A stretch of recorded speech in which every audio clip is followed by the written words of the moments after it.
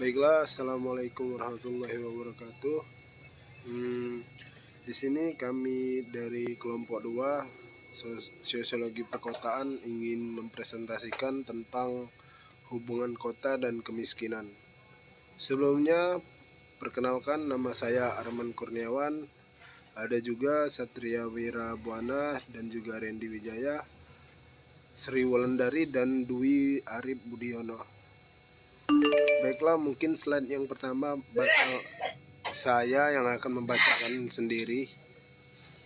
Pengertian kota dan hubungannya dengan kemiskinan. Kota merupakan kawasan permukiman dengan jumlah penduduk yang relatif besar dan kepadatan penduduk yang tinggi. Selain itu, permukiman yang ada bersifat tetap dan dihuni oleh masyarakat heterogen. Dengan meningkatnya jumlah penduduk, maka akan melibatkan kemiskinan di perkotaan. Kecenderungan ini dibarengi dengan perubahan jumlah dan proporsi kependudukannya, yaitu di mana jumlah dan persentase penduduk yang hidup dan bermata pencarian di perkotaan cenderung semakin meningkat. Bisa dilanjutkan oleh Budi. Baiklah, selanjutnya yakni dengan jumlah dan persentase penduduk perkotaan yang semakin besar dan semakin padat tersebut tentu akan menambah beban hidup perkotaan yang semakin berat, sehingga menimbulkan berbagai permasalahan yang semakin kompleks di bidang-bidang sosial. Bidang-bidang sosialnya antara lain yaitu sosial ekonomi, sosial budaya, politik pemerintahan, ketertiban kenyamanan, dan sebagainya. Di antara berbagai permasalahan tersebut, yang paling menonjol adalah yang berhubungan dengan kemiskinan perkotaan yang meliputi kondisi, karakteristik, kebijakan, dan sarana dan prasarana lingkungan dan aspek-aspek lainnya yang terkait.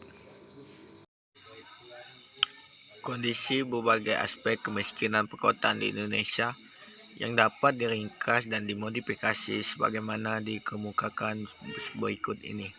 1. Kepemilikan dan akses terhadap tanah yang sulit dan sangat terbatas. Penataan tanah perkotaan yang tidak jelas dan harga tanah yang tinggi sangatlah menekan sehingga masyarakat miskin perkotaan menderita. Kebanyakan keluarga miskin yang memiliki tanah hanya mampu hak tradisional atas tanah, tidak mempunyai hak resmi sehingga mudah bagi pemerintah atau proyek-proyek besar untuk mengusur mereka tanpa kompensasi yang wajar dan memadai. 2. Rumah berfungsi ganda serta kepemilikannya sangat beresiko dan kebanyakan ilegal. Perumahan bagi masyarakat miskin khususnya di perkotaan bukan hanya sebagai tempat berlindung tetapi juga merupakan aset, tempat berusaha atau bekerja dan sumber pijak untuk memperoleh penghasilan yang mencerminkan antara lain berupa tertumpuknya barang-barang bekas yang akan dijual. 3. Pendidikan keluarga sangat rendah dan ketergantungan hidup keluarga yang besar. Tingkat partisipasi sekolah dan kemampuan membaca masyarakat miskin lebih tinggi di perkotaan atau tertinggi di Jakarta dibandingkan dengan yang terdapat di pedesaan. Namun tingkat ini tidak otomatis ditentukan berdasarkan jenis dan kondisi hunian. 4. Kondisi buruk yang beresiko penyakit dan akses atau tingkat kesehatan yang rendah. Secara umum, masyarakat perkotaan memiliki akses relatif lebih besar untuk mendapatkan fasilitas kesehatan. Namun tingkat kesehatan mereka belum tentu lebih baik karena terdapatnya gizi yang buruk, tertekan lingkungan sanitasi yang buruk, dan perilaku hidup yang tidak sehat. 5. Status pekerjaan tidak menentu dan bekerja seadanya sebisa mungkin serta tingkat pengangguran yang tinggi. Dari hasil survei dikemukakan bahwa status dan jenis pekerjaan penduduk atau miskin tidaklah otomatis merupakan indikasi sesungguhnya dari keadaan kemiskinan di perkotaan. 6. Sangat terbatasnya akses ke fasilitas dasar perkotaan. Kaum miskin perkotaan sangat kurang tercukupi kebutuhannya atas pelayanan kebutuhan dasar mereka seperti air bersih, sanitasi, saluran air, dan jalan akses. Next. Baiklah, selanjutnya, upaya menanggulangi kemiskinan kota. Dalam upaya penanggulangan kemiskinan tersebut yang secara garis besar dapat disimpulkan menurut kelompok yang dibedakan dalam 4 hal, yaitu pertama, program peningkatan produksi pertanian. Program ini dilakukan antara lain dengan intensifikasi pemanfaatan lahan, penyaluran pupuk dan obat-obatan, kebijakan penetapan harga gabah, dan sebagainya. Yang kedua, program pembangunan prasarana dan sarana fisik. Program ini meliputi pembangunan jalan penghubung antara desa dan jalan lingkungan desa atau kampung, sistem pembuangan sampah dan air kotor, sistem drainase, distribusi listrik, instalasi air bersih, hidran umum, sarana MCK, dan sebagainya. 3. Program pengembangan SDM bagi penduduk miskin. Program ini antara lain berupa kesempatan memperoleh pendidikan dasar atau melalui program Impres SD dan akses pada pelayanan kesehatan atau melalui puskesmas. Yang keempat, berbagai program lainnya dalam upaya penanggulangan kemiskinan ini antara lain program transmigrasi, program padat karya, dan program pengembangan kawasan terpadu. Program kawasan terpadu ini kemudian diintegrasikan ke dalam program IDT atau Impres Desa Tertinggal. Selanjutnya akan dijelaskan oleh Satria Wirabuana.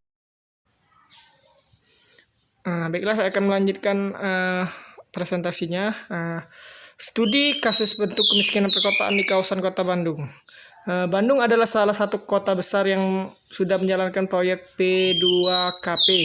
Pada bagian ini disinggung sedikit tentang buruk kondisi yang sudah mendapatkan bantuan dari pemerintah melalui P2KP. Adapun hal yang mempengaruhi kemiskinan Kota Bandung yakni sebagai berikut. Yang pertama, adanya miskoordinasi antar sektor swasta, komite, dan pemerintah.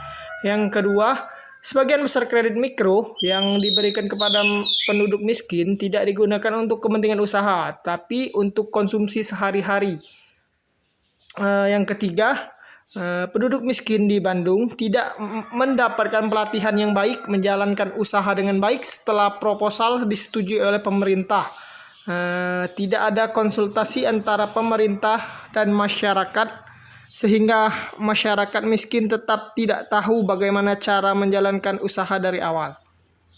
Yang keempat, semacam budaya kemiskinan di Indonesia yang terlihat dari sebagian besar orang miskin yang menggunakan uang dari pemerintah untuk dihabiskan.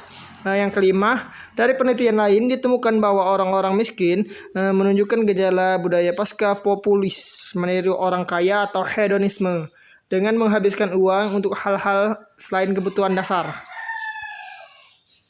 Kesimpulannya, penduduk perkotaan semakin meningkat dan berkepadatan semakin tinggi akan berakibat semakin beratnya beban kehidupan perkotaan dan semakin meningkatnya dan meluasnya berbagai permasalahan yang muncul terjadi dan berkembang di daerah perkotaan, yang salah satu diantaranya kemiskinan perkotaan dengan segala latar belakang dan aspeknya. Terima kasih. Ya, mungkin itu saja presentasi kami hari ini. Kurang lebih kami mohon maaf. Pada Allah kami mohon ampun. Terima kasih. Wassalamualaikum warahmatullahi wabarakatuh.